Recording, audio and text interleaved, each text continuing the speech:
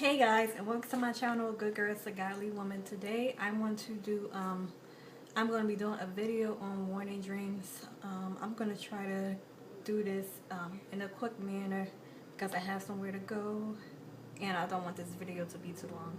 So I just want to touch on warning dreams because someone that commented on one of my videos, she was asking me different questions, and as you guys know, I talk about dreams in my videos, in some of my videos, and God deals with me with dreams. I've been having dreams since I was a kid, and I always knew that most of my dreams meant something, but I just didn't understand them.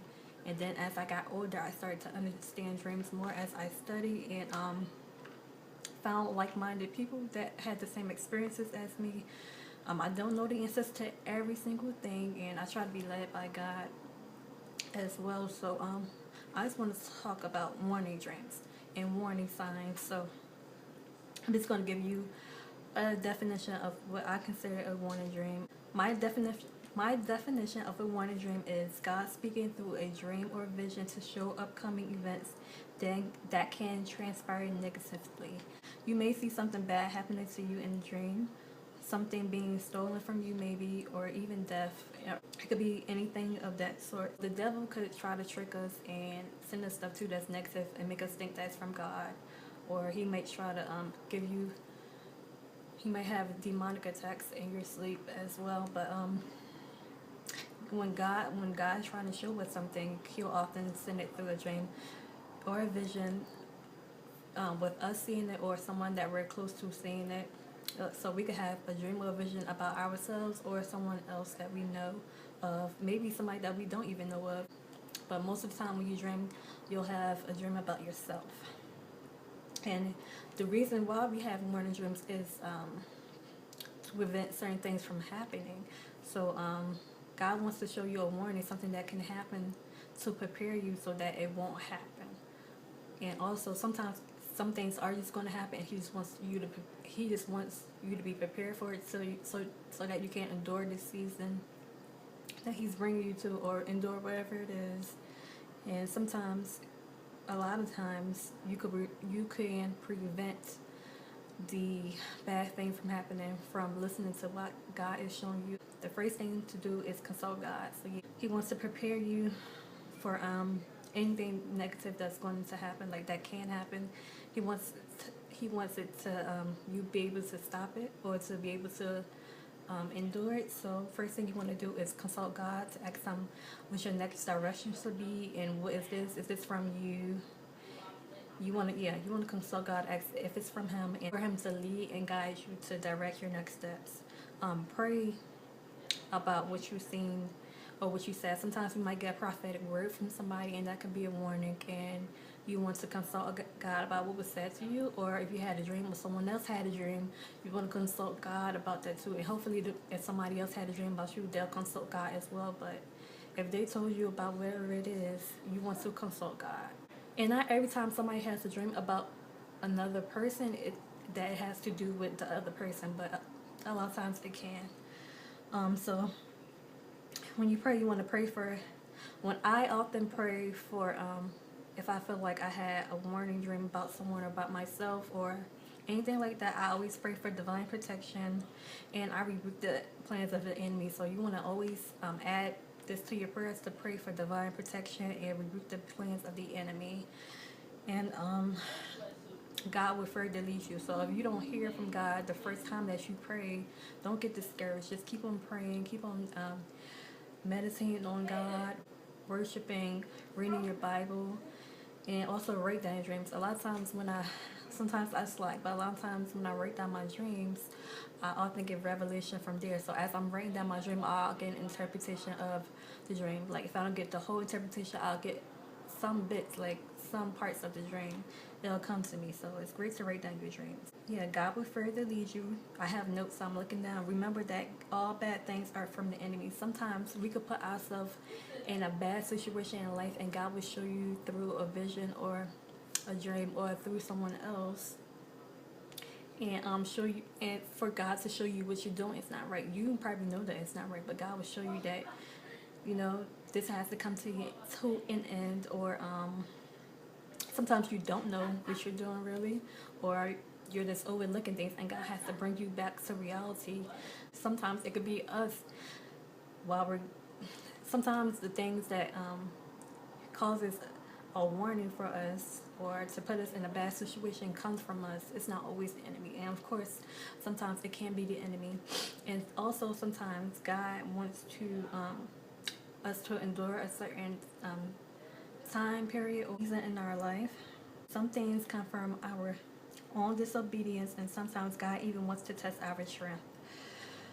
When it's God, He wants to prepare us for a hardship or a storm. So when God tests us, sometimes He'll prepare us for a hardship or a storm, and He's gonna help get you through that storm. He wants to show you things to prepare you. So I'm going to talk about warnings in the Bible. Warnings in the Bible. God warned many people in the Bible through prophets and dreams. And He does this still to this day. I'm going to talk about my own personal experiences that I had also after I talk about the different warnings in the Bible. But I want to put biblical things out there so you know it's just not just me saying this, or I don't just have random information or what I think, but it actually comes from the Bible. God warned many people in the Bible through prophets and dreams. Like I said, Pharaoh was warned. So Pharaoh was a Pharaoh, back in Genesis, the book of Genesis, and Pharaoh was warned through two dreams that there will be 7 years of plenty, followed by 7 years of famine. And the way that the dreams were illustrated to him, like the dreams came to him, was that he seen basically it was 7 stalks of corn, and then good plentiful corn, and then 7 stalks of thin corn, and then the other one he had 2 back to back, and then another one that he had was 7 fat cows, like big, nice, healthy, strong cows, and then 7 lean, fragile cows. And the first set was like the bigger ones, the good ones, and the second set was the more frail ones. And the frail ones, the frail cows ate up the big healthy cows. So if that was you had a dream of that, you might wonder, wow, what would that mean? Like, how could these frail, weak cows be able to eat like big, lean cows? I mean, not big, lean cows, big, healthy, strong cows. So yeah, that was, and the interpretation of that was that it will be 7 years of plenty followed by 7 years of famine. So the famine would outweigh the years of plenty. It'll be way worse, even though it was the same amount of time. But it will overtake the years of the plenty. That's why the cows ate the other cows, because it was overtaking them. Genesis 41 talks about this. This is where it comes from, and I'm going to read Genesis 41 for you. And this is about the dream that Pharaoh had.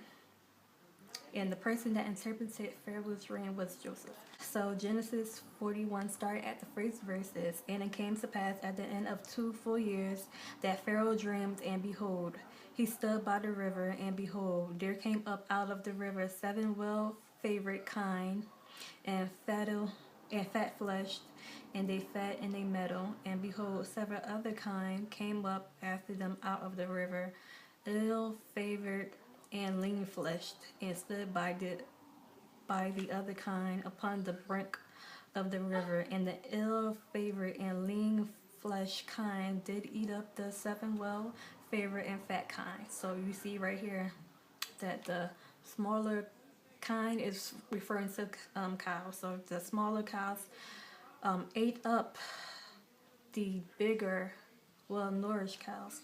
So Pharaoh awoke, and he slept and dreamed the second time, and behold, 7 ears. Okay, so he had the dream with the cows first, and then the corn. And behold, 7 ears of corn came up upon one stalk, rank and good. And behold, 7 thin ears, and behold, 7 thin ears, and blasted with the east one sprung up after them, and the 7 thin ears devoured these 7 rank and full ears. And Pharaoh awoke, and behold, it was a dream.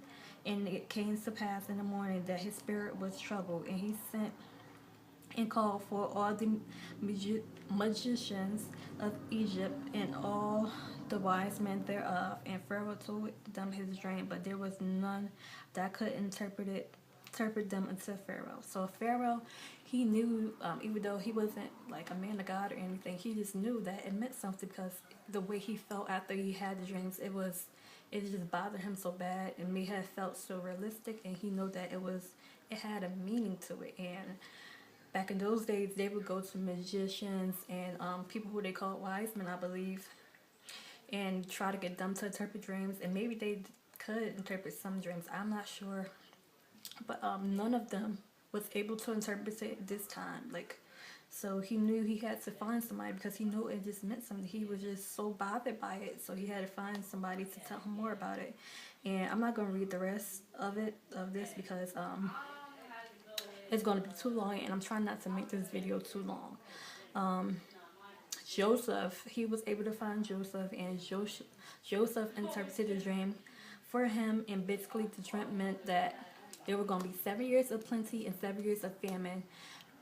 While there's 7 years of plenty, get as much food as possible to store for the 7 years of famine, because famine, it's not going to be anything. It's going to be so poor, you're not going to have anything, and everybody is going to be suffering. So to prepare you to not go through all of this, make sure you stock up for, stock up all the food that you can, so that you could be have for the famine. So this dream was so that Pharaoh could prepare for him in the land, prepare for the famine, and they didn't have to suffer as much as they would have if they didn't. They would have suffered greatly if they didn't prepare themselves for this famine. So God showed them, and it was plenty.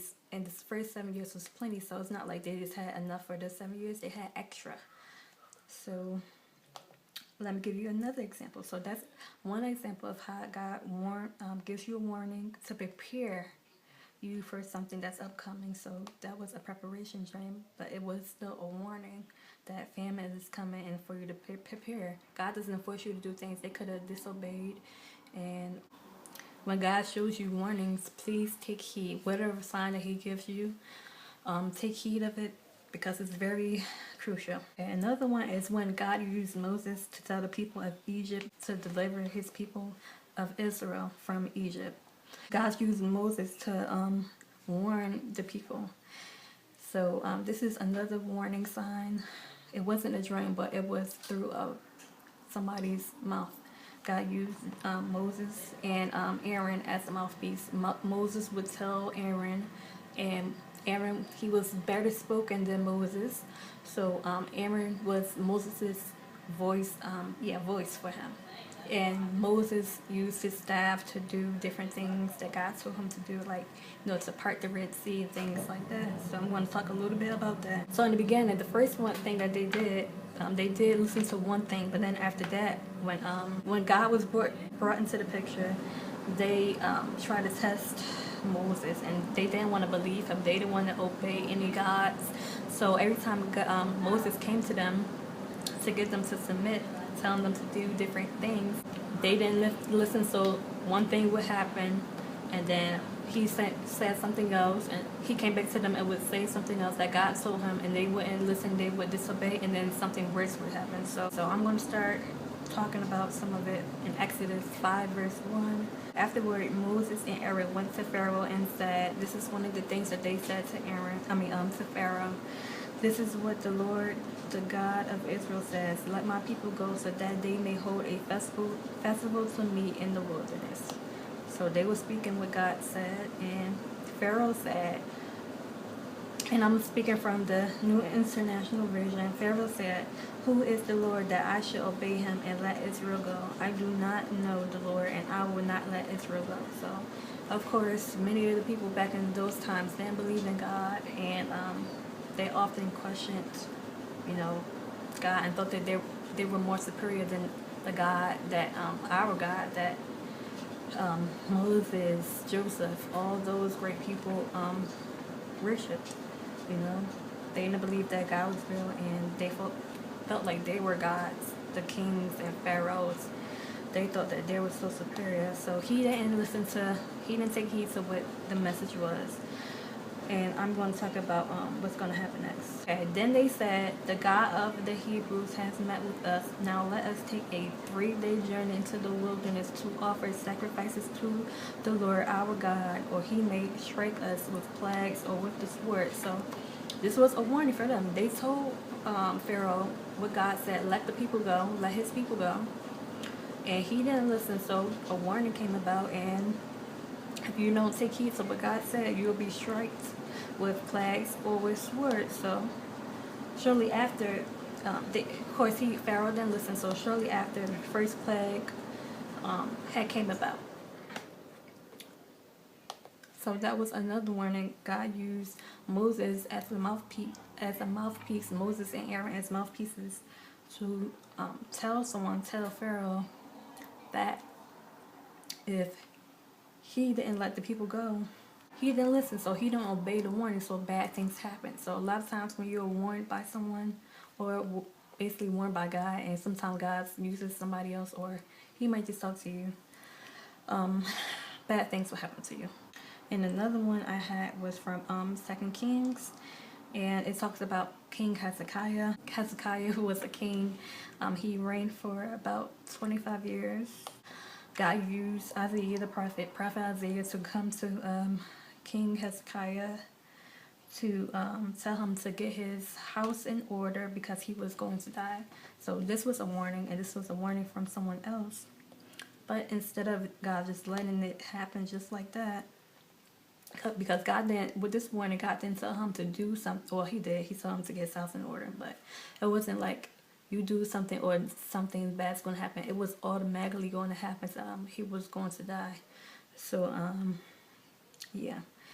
But Hezekiah chose to intercede on behalf of this warning, and he prayed to God, and God heard his prayers, and he was healed, and God gave him 15 years as his life.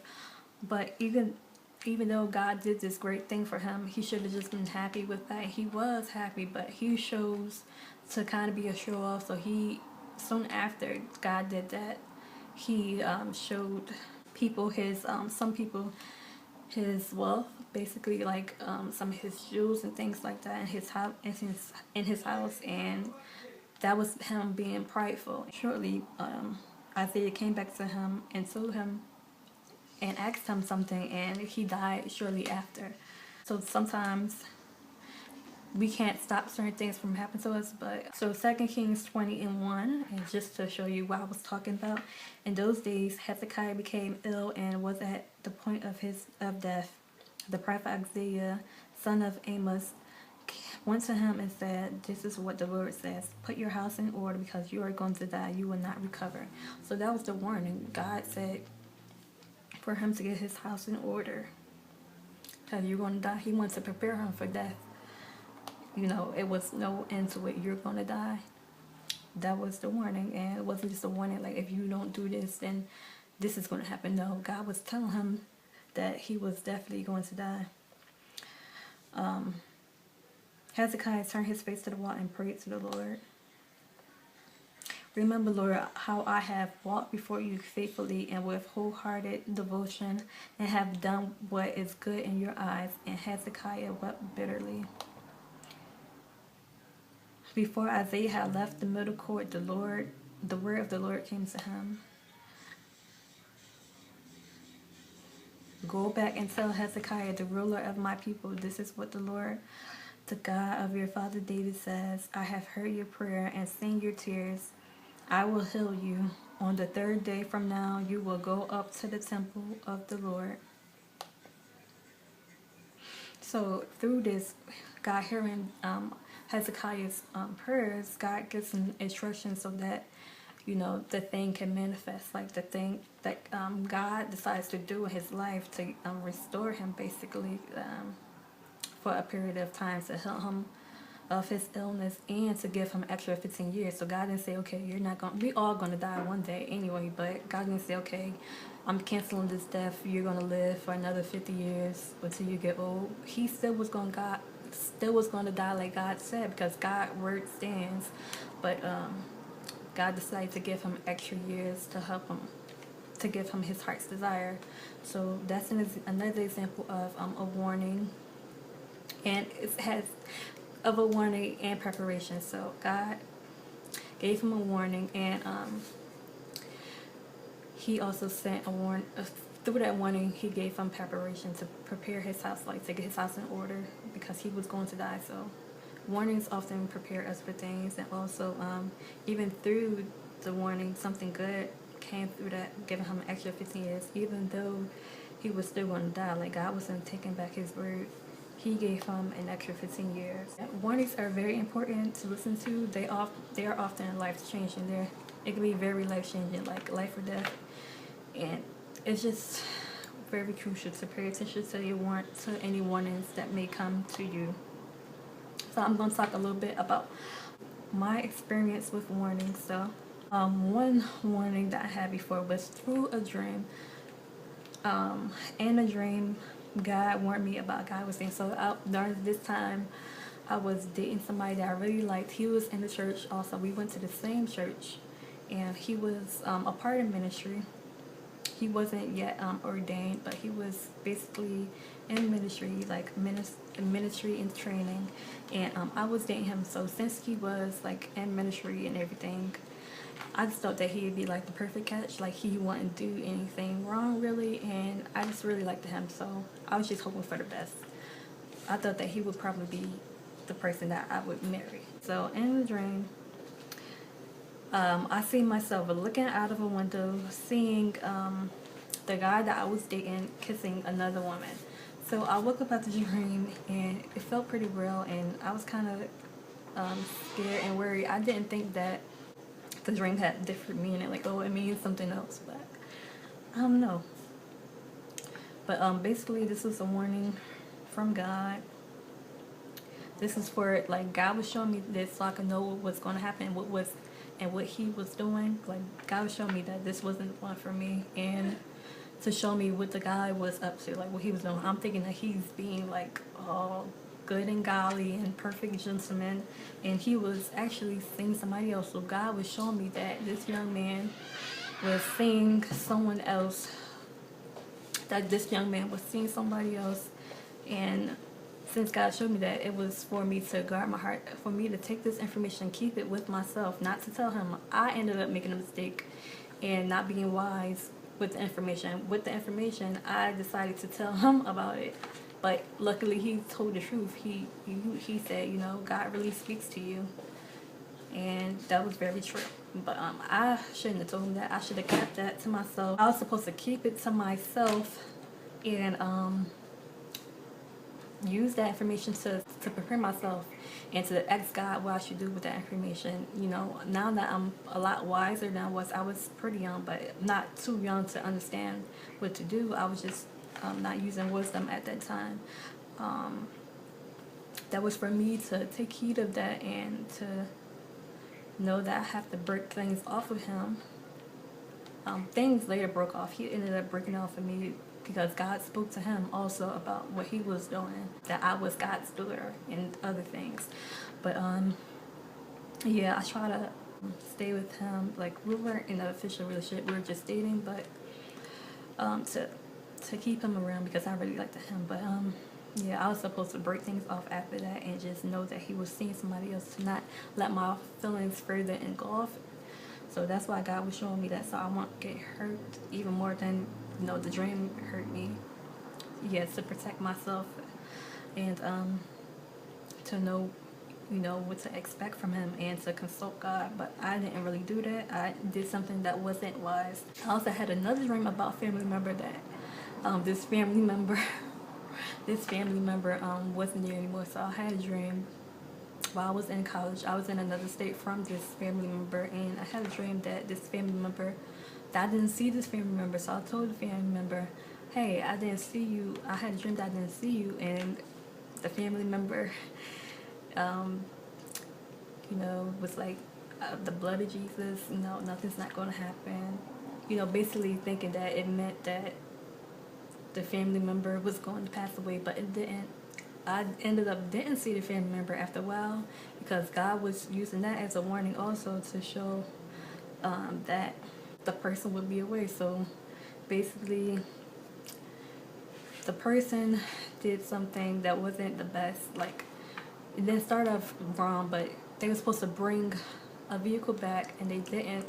And yeah, they ended up getting locked up because they still had the vehicle without it got repossessed, and they had to lock up the family member because the family member didn't bring the vehicle back at the desired time, and it was long overdue. So that was the reason why I had the dream that I didn't see the family member. So it was true that I wasn't going to see the family member because the family member was going to be locked up for the certain amount of time that the family member was locked up. So it didn't mean death, but it meant that they was going to be put away for a certain amount of time. I wasn't going to be able to see them because of them. Now, since it wasn't like very in depth, that dream, it's not that easy to understand what it was, but knowing if I told the person what it was and they know what they may have not done right, and they understood dreams, they probably would know that, okay, oh wait, I'm not doing this, and if I keep this vehicle, I could get incarcerated or locked up, so let me bring the vehicle back. But yeah, we didn't understand during that time really what it was. I didn't understand dreams really. Everybody in my family, like my immediate family, knew that I had dreams, and they knew that a lot of my dreams often came true. So they would often come to me with dreams, and I would often tell them some dreams that I had. So since the family member was in the dream, I told the family member. But since we didn't understand exactly what it was about, and the family member kind of got a little scared, we rebuked the enemy. But it wasn't an enemy; it was God showing us that if you don't do this right, this is what's going to happen to you. But since it didn't show jail or anything, we didn't know what to think about it. So as you further grow with your relationship with God and understanding more about dreams, you'll be able to flow better with taking heed of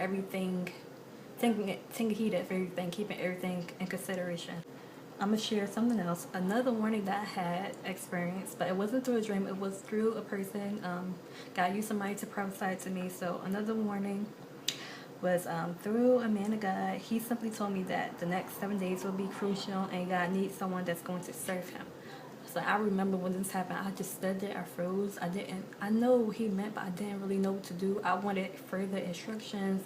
I wanted more. Like, I felt like he didn't give me nothing. Like, so I stood there, and somebody else had to come to me and talk to me. And I talked about this in my what brought me closer to God video, and I have it up here. And yeah, I didn't really know what to do, and I didn't want to accept that, and I felt like I needed further, like more of a word. So I stood there, and somebody else had to come to me and pray for me, because I didn't know what text. I didn't know how to feel about that. So of course, I had the word or whatever, and I knew that I should pray about it, and I didn't know how it was going to happen, but shortly after, we have not been exactly 7 days, or I don't know, but very, very shortly after, things started to happen. Like, I've been going through things, but I was homeless. I was staying with someone, but I had to leave from their place, and I had to find an apartment. I couldn't find an apartment for anything. Every time I found an apartment that I felt was decent and the rent was affordable, like affordable enough for me to pay, they would turn me down and say, hey, your credit isn't good enough, you don't have enough proof of this, and I would just get turned down so many times through all the places that I looked at. And then I tried to get assistance for something, and I got turned down for that as well. The money that I was making had started to go down, and then I was starting to owe the person that I was working for, so I had to figure out a way to pay her, Didn't even have all the money to pay her, but I paid her as much as I could have, Didn't have enough money to pay her. Wasn't making enough money through my clients. Then me and my fiance broke up. He broke up with me, and I was devastated from that because I thought that was, I was so happy that I was finally getting married, because I knew for most of my life that I always wanted to be a wife. And that was just a dream for me. I was so happy that dream was finally coming true. So I was really hurt because that didn't happen. And then after that, my brother died. My oldest brother, the brother that I looked up to my protector. He was like a father figure to me, even though we were only 2 years apart. He was only 2 years older than me. We were pretty close when we were younger. Like, I really love my brother. But, you know, I can't believe that brother that I was pretty close to when I was younger, that stood up for me during times like that, he passed away. I wouldn't want none of my siblings to pass away, and I was just so devastated that he passed away. Like, all that stuff happened weeks from each other, probably days. Like, I know I broke up with me and my fiance broke up, but then like a few weeks or like maybe a month, my brother passed away. Probably was like 2 weeks. I had spoke to my brother after we had broke up, and then like a little bit after that, was at my mom's house, and then I was able to see my brother through FaceTime or video chat, whatever, and that was the last time I seen him, was through video chat. He was telling us something about something that I can't discuss, but it wasn't bad. It was great information that he gave us, and that was the last time I seen my brother. But when I was in New Jersey, the place that I was staying at, I got the information that he passed away in a car accident. So it was just all devastating news, like just bad stuff. And I knew that that was the word from God, from the man that God used to prophesy to me, to give me that word. I knew that was from him, that was from God. So I had to take heed of that, and I didn't want to fully listen during that time, and the bad stuff, it was going to happen because that was the word, that the things was crucial was going to happen to me, just like how Moses had to prophesy to Pharaoh during that time, and also how Isaiah had prophesied to King Hezekiah. You know, it was very similar. You know, God warned me in a similar way through somebody else, and even though it was nothing I could do, it was so he can prepare me for something that was going to be devastating, so I could build up my strength, keep on putting my trust in him, to pray. I didn't do everything that I should have, you know. I would still been hurt, of course, but to build up my strength so it won't be so hard on me, because it was going to happen. You know, my brother didn't die because of me, but he died because of his own actions and being disobedient, and you know, God wanted me to do right by him. I wasn't fully doing right. Like, I still love God, still was going to church, but I wasn't doing everything correctly. I wasn't praying stuff, and I was doing stuff that wasn't right by God. So I wasn't listening, and I didn't really care. I just wanted to do what I wanted to do. Not like I was doing super bad, but I wanted to do the thing that I was doing and just live my life, you know, because I felt like I was grown. God had to do that to wake me up, to get my attention. And since then, like, I've been living fully for God. Like, God shouldn't have to do all this just for you to serve him. You should want to serve him with your whole heart and soul. And I had, like, that woke me up, and I chose to serve God. So that's why when certain people say, hey, we're doing this, family members or whatever, close people, I have to decline and stuff like that, and I often feel bad because I don't want anybody to think that I'm being uppity, but I know that certain things I can't do that certain people may be able to get away with doing. I just can't do it. I know that God separated me, and also, like, I'm just trying to serve God, so I'm not doing certain things. So people wonder why, oh, Davina, how come you're mostly in the house all the time? It's because I'm not around a lot of like-minded people. Like, it's a lot of people that I know, that I'm close to, that are still participating in things that I'm not trying to participate in. So therefore, I don't really have any friends that are available in my space during this time of my life. So I don't really do too much, but I just try to make the best out of life. And once I get to where I want to be, like making the money like I want to and things like that, I'll be able to do more things. I'll be able to travel more to different places where there is more like-minded people, and just to like enjoy more of my life. Even though I don't have much right now and I don't have friends really, I still make the best out of my life.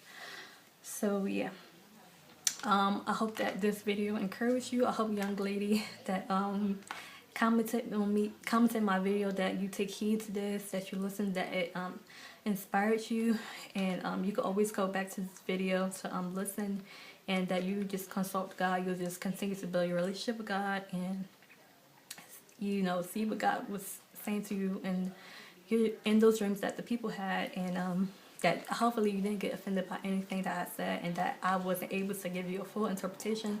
I didn't have the full dream, and God didn't lead me really in that way. So I just hope that you are blessed by this still. This video still ended up being super long. Hopefully you enjoyed this video. So bye, and I'll see you in my next one.